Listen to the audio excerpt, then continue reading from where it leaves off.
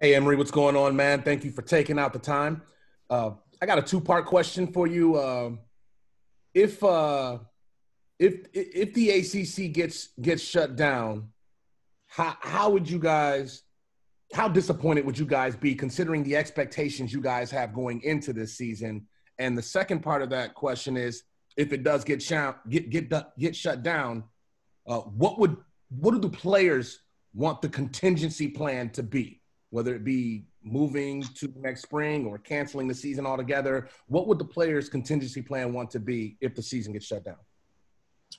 To answer your first question, I think most of our guys we're going to be very disappointed.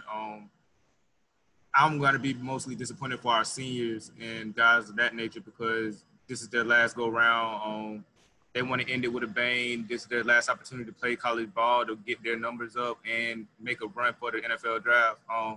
But it's just that we've worked so hard in the offseason and pushed through and had so much adversity going through this stuff over with the COVID, being back home, still doing our workouts over Zoom, and everybody just buying into what Coach Brown and our strength and conditioning staff had planned for us, and then coming back in and preparing to play this fall. It's just like we just felt like we put in a lot of work.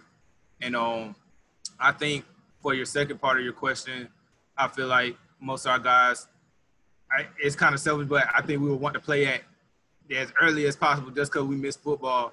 But ideally, I feel like we could play in the spring, just because we've missed so much time with it, and the love, and for us to have all the love for this game, I feel like we will want to play in the spring. Thanks, buddy. Appreciate you. Yes, sir. All right, Sammy Batten's up next. Hey, Emery. Hey, I was just wondering, what do you kind of feel like your role is going to be in this receiving core? There's so many veterans still around, and have any of those veterans kind of taken you under your wing and become kind of a mentor to you at all? I feel like this year my role is to be next man up.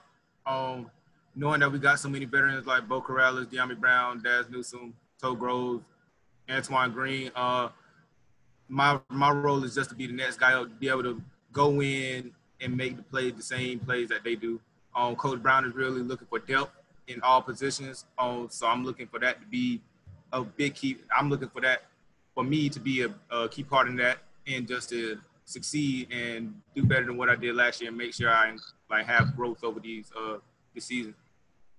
Yeah, has any of the veteran guys kind of taken you under their wing at all? Mostly all of them.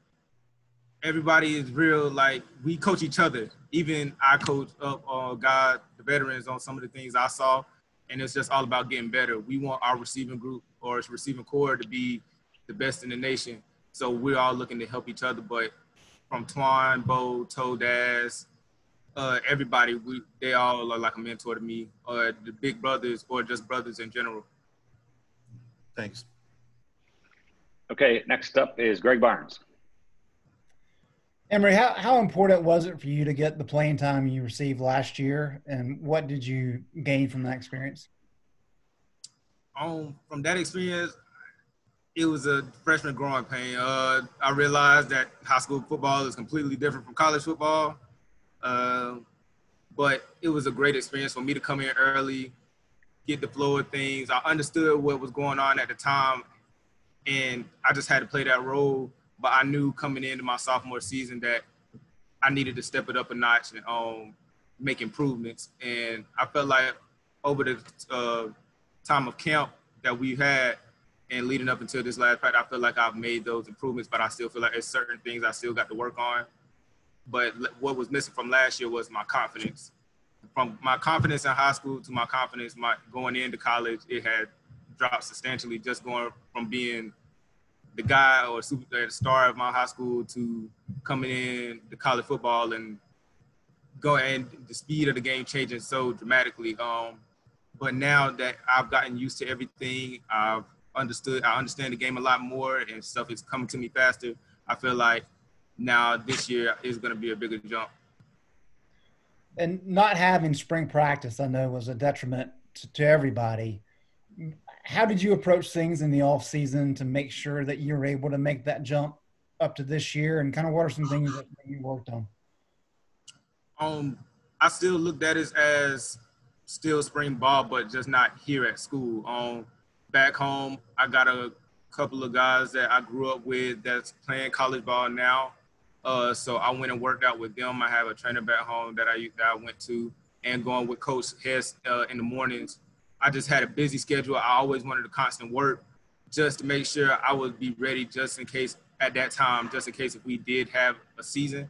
So I always worked. I worked out every 7 days a week, 3 times a day, just to make sure I was at the top of my game. But the most part, I was working on releases and just making sure and just catching the ball and running deep routes. I like short routes. I felt like I was okay at, but my deep routes, I felt like I needed to get better at catching deep balls and working more so over the shoulder routes and stuff like that. Great. Thanks, Emery.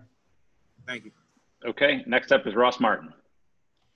Hey, Emery, which freshman receivers are standing out right now to you? Every one of them is kind of unique, but really right now is Josh Downs. I like the way that he's handling himself, him coming into that slot position and being able to rotate in with Daz Newsome and Toe Groves is really impressive. Another one is Steven Gosnell. I really like what he's doing. He's a real smooth route runner. He reminds me of like a Vincent Amendola from the league. Like his routes are very crisp, and he's a technician. Talib Craft, long rangy guy. I really like the way he plays. He's gonna, if anything, if he gets you deep, he's gonna take it. I really like the way he's playing. But really, for the most part, all the freshmen, I feel like from what they had to endure over this COVID part, with just having to come straight in and get right to it, I feel like they're handling it very good. What really stands out about Downs? I mean, what makes him so, I guess, really, really good right now, elite? Very savvy. I can say that his game is very savvy. He understands it. You could tell he's been around people who knows the game, and he just knows how to maneuver. Awesome, great stuff. Thanks, Emery. Yes, sir. All right, we'll close it out back with Sammy Batten for one last question. Yeah, Emery, I was just wondering what went into the number change there. Yeah.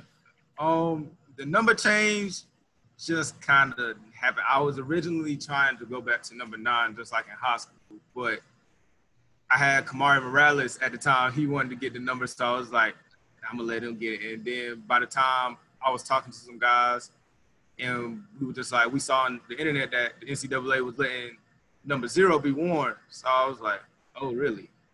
So it was just kind of like, I felt like it was time for a change. I like 14, but I felt like with going into this year, I wanted to go back to single digit, and why not do it with 0? Be 2 of the guys on our team with Jaquarius wearing 0 on defense. I'm wearing 0 on offense. Be the first 2 guys in Carolina and UNC football to wear 0. So way to go out. Let's go out this year and make the number be known. Thanks. Emery, thanks so much for your time.